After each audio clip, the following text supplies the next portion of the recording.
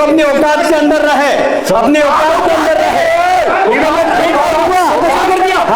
पहला तेरी गुंडागर्दी नहीं चलेगी, नहीं चलेगी। आतंकवादी बताया जा रहे हैं। श्वान हमारा कैलाश डकैत की दी हुई मौत बड़ी कसाई नुमा होती है। रहमान डकैत ने भी ऐसी मौत नहीं दी जो भाजपा सरकार ने दे दी। आदिवासियों का अपमान नहीं सहेंगे, नहीं सहेंगे, नहीं सहेंगे। इस्तीफा दो, इस्तीफा दो, इस्तीफा दो। आज की इस वीडियो में दोस्तों बात करने वाले हैं कि किस प्रकार से मध्य प्रदेश की राजधानी भोपाल में विधानसभा 16 से शुरू हो गई है और लगातार चल रही है, लेकिन बजट सत्र को लेकर ये विधानसभा चल रही है कि 2026 का मध्य प्रदेश में कितना बजट पेश हुआ है, कितना बजट आया है।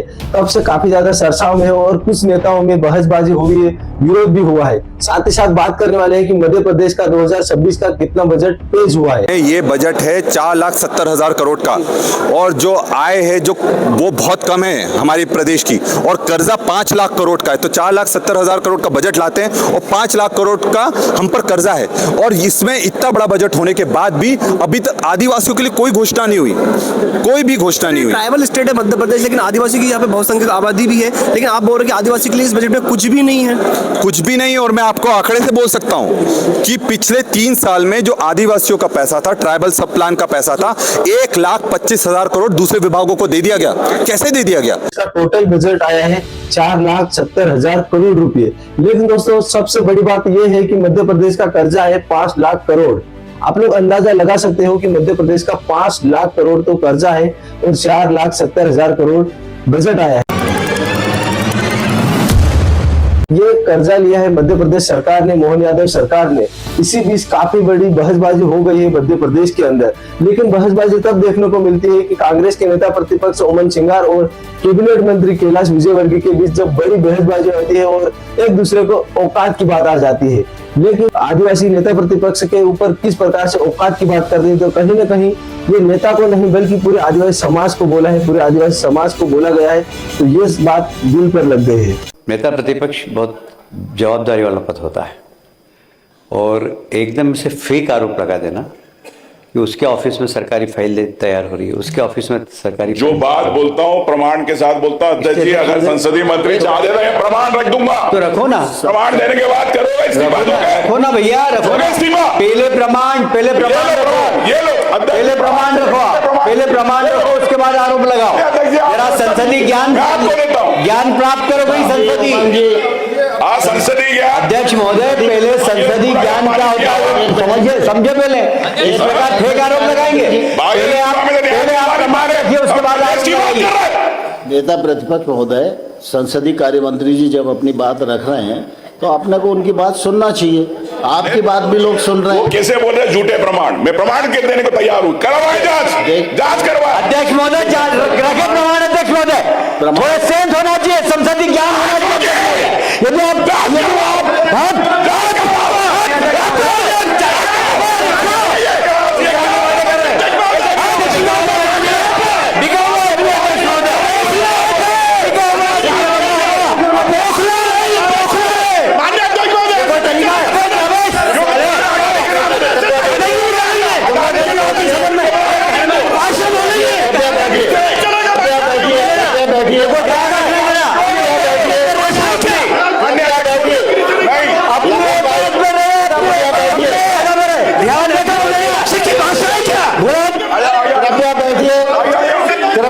कृपया बैठिए, मैं व्यवस्था दे रहा हूँ। कृपया बैठिए, कृपया बैठिए, कृपया बैठिए, कृपया बैठिए।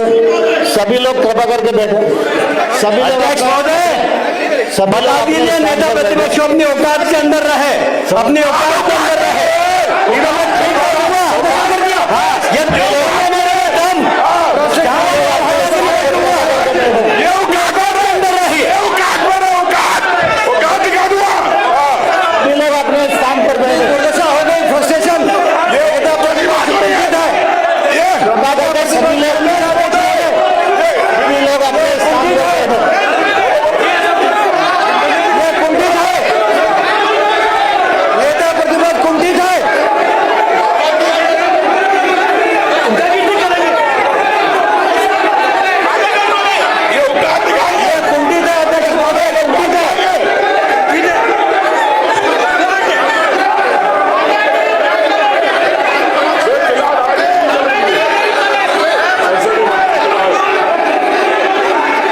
सदन की कार्यवाही 10 मिनट के लिए स्थगित की जाती है। कि आप लोगों ने वीडियो क्लिप देखा है किस प्रकार से बहसबाजी हुई है।